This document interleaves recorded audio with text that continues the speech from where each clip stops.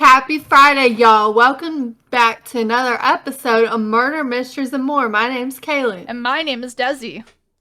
Be sure to like and subscribe, and don't forget to hit the bell next to the subscribe button to turn on post notifications. Before we get into this case, we always encourage those who have useful information to any unsolved case, please report to your local police and sheriff department. Welcome to another Let's Read Scary Stories with the Murder Crew. We hope you liked the last video that we did. Comment below your own personal favorite scary stories and hang on to your seats because it's about to get kind of creepy. So the first one is by Swaggitarius23. Bruh. Hey, I'm a Sagittarius too. And this is Uncle Derry's diary. So have you ever had a distant relative in your family that you never met but who was always talked about in a hushed tone by the rest of your family? For me, that was Uncle Derry. He was my father's very distant cousin, someone I never meet, but someone I heard about way too many times in family gatherings. My mother called him Mad Hatter's replica. When he died, the only thing he left me was a diary. It was surprising that he knew of my existence in the first place, let alone leave something for me. It arrived with a note. For Roxy, when the blood is right. Okay then. What? The diary throbbed in my hand as though What the hell? as it had veins. The cover was not leather, it was skin. Ew. Human, I think. At first I threw it on the floor. I would have thrown it in the trash. Actually, no, I wouldn't burn it. But my curiosity got the better of me and I picked it back up.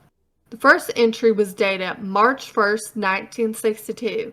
She's reading this now. I feel her eyes crawling on the page, Roxy. My dear Roxy, you came too late. I shut the book. The night I had the weirdest dream. An endless narrow hallway, dripping blood from the ceiling. A figure stood at the end. His smile split his face. Inside my head, a voice loomed. Keep reading, you've already started. Oh boy.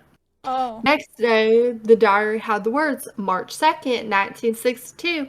She's afraid. That's good. Fear sweetens the ink. The family lied. They always do. Tell him, Roxy, how your father screamed when I wrote his name. What? Pages turn on their own. Oh, hell no. A photograph slipped out. It was my father's eyes gouged, mouth stuffed with paper. Oh, hell fucking no. I burn that book and get a damn exorcist. Yeah. I called Dad. No answer. Police found him the next morning. His tongue had been inked solid black. March 3rd, 1962. She called for help. They never learned. The diary doesn't open. It consumes. It satiates hunger. I tried every possible thing my capacity to destroy the diary. Nothing worked. The diary was indestructible. You should never picked up that diary. That's... Then came the scratching under the floorboard, inside the walls inside my head. March 4th, 1962. The scratching is there. He's hungry. He remembers how I wrote him into a being. Now it's your turn. Oh, well, it's your turn to die, I guess.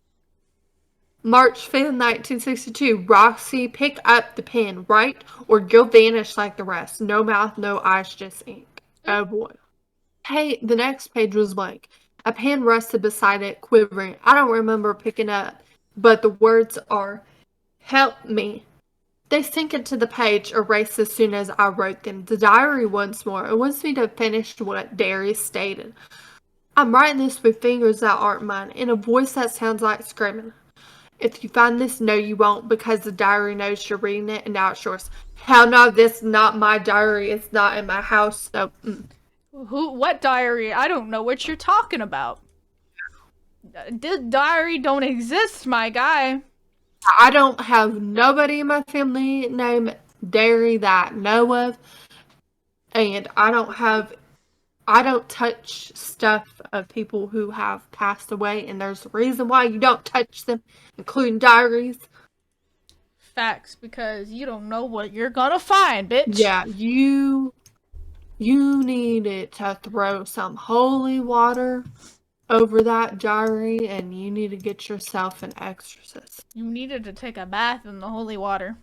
That's what you needed to do. The next one is by Danky. Danky Donks? I don't know. The one who remembers me. The old man speaks like he's afraid the walls might listen. You ever forget someone so completely it scares you?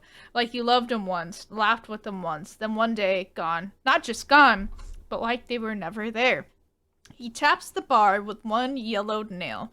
That's how you know the skin keepers pass through. He swirls the drink, but doesn't sip.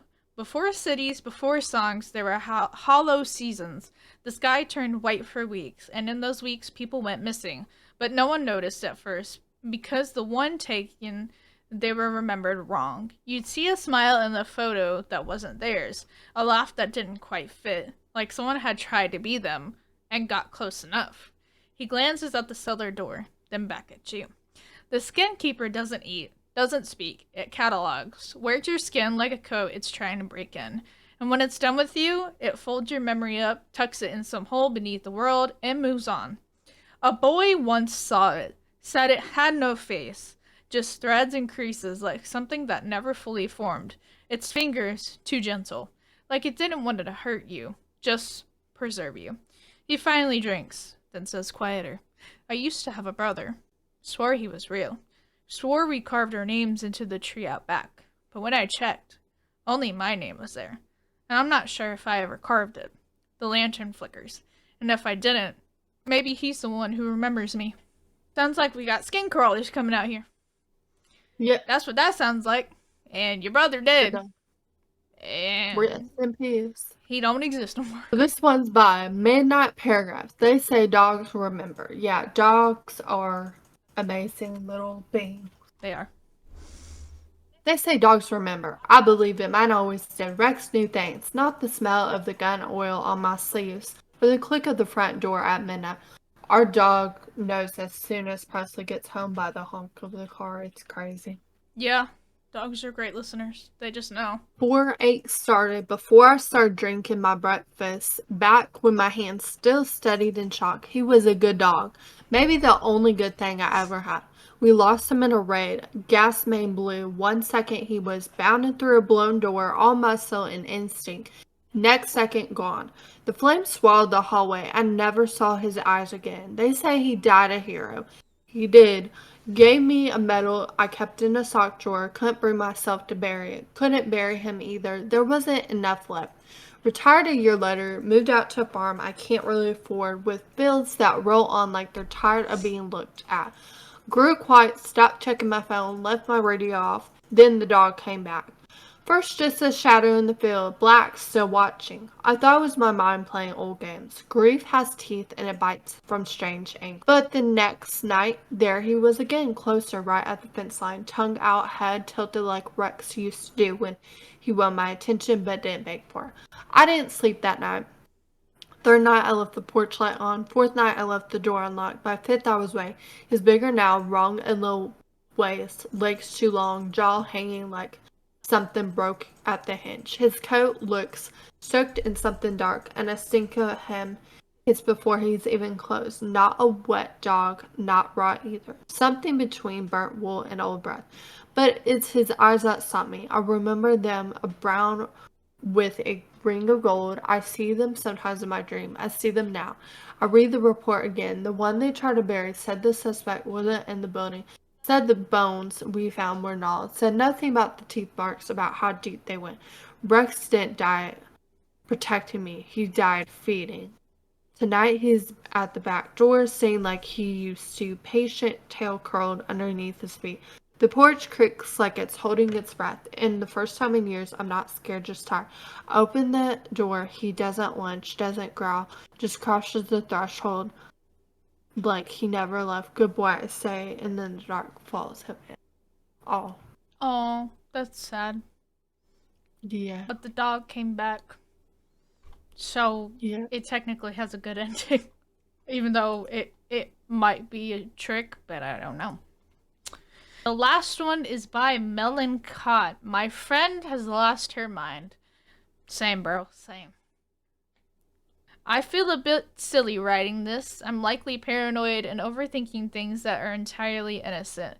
My friend is called Rachel. I've known her since we were children. Our parents were close friends in the 80s when they all worked together in some office job in London. She's always been a pretty girl, plenty of attention from boys, some of which were my friends, but I've always seen her as a sister. We're 30 now, both got office jobs, both married with kids. We frequently have dinner with each other's families. My wife gets on very well with her, something that came as a great relief as I've had girlfriends in the past be very jealous of the close relationship Rachel and I have. It was at dinner the other week that I began to feel like something was wrong. It's about their dog, Rufus, a border collie she bought a few years ago. Now, I know how much she loves that dog. It's practically the only thing on her Instagram page. We'd finished dinner and the dog was on her lap. She was stroking it. Stroking my dick. She was stroking it and chatting as she normally does. And she looked happy. As my wife and I were leaving and saying goodbye to Rachel's husband, I noticed over his shoulder, Rachel had been standing in the kitchen looking down at the dog. Her eyes were dead. I've never seen a look like it. It was as though all the life in her had vacated in an instant. She was almost catatonic.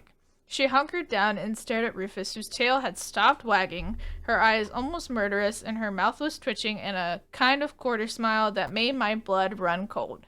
I shouted goodbye to her, and in an instant she was back. She smiled and waved goodbye.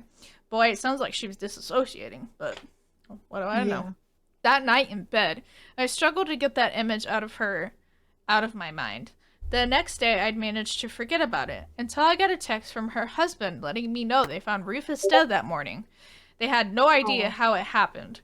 Rachel uploaded a picture of him on Instagram with mourning sentiments. I went round to her house to check on her. When her husband let me in, I saw her standing in the kitchen again with that same dead-eyed stare. I approached her and asked if she was okay. "Get out," she whispered. "I can keep him happy without taking you too." I left her standing there in the kitchen. I should have tried to do more, but I can't begin to tell you how much those words spooked me. Who was him? It's been a week since then. Today my kids told me Rachel's children haven't been in school for a few days. I know she wouldn't touch them, but then I didn't think she'd touch her dog. Boy, is she out here killing her kids? Sounds like she has a mental health issue. Did she have a psychotic break? Is she possessed? She needs help. Yeah, I hope she didn't kill her kids, because goddamn. Thank you for listening to another episode of Murder, Mysteries, and More. Please tune in next week for another exciting episode. Let us know if you want even more spooky, scary skeleton stories to tell. Remember to keep your eyes open because you never know when you'll become possessed or even worse, sucked down into hell. Which is where I want to be.